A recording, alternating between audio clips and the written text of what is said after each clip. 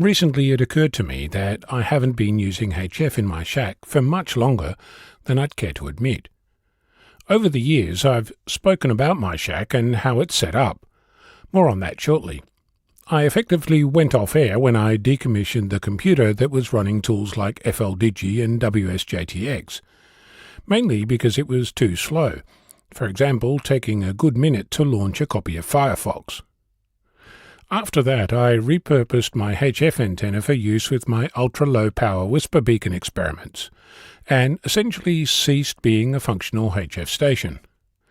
There's other forces at work which I'll get to, but before I do, in discussion with a fellow amateur we discovered that my desire to get back on air on HF is essentially the same journey that a new amateur might make, and the idea was hatched to document the process and share it with you.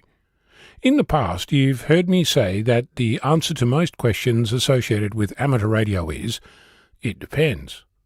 As a new or returning amateur this might not be very helpful if you don't know what it depends on. So I'm going to attempt to describe the process of determining how to get to the answers required to make a station. Now, before I start, I'd like to talk about money. I'm raising this up front because your access to a budget determines many of the choices that are open to you. You could interpret that to mean that you need money, and while that helps, it's not universally true.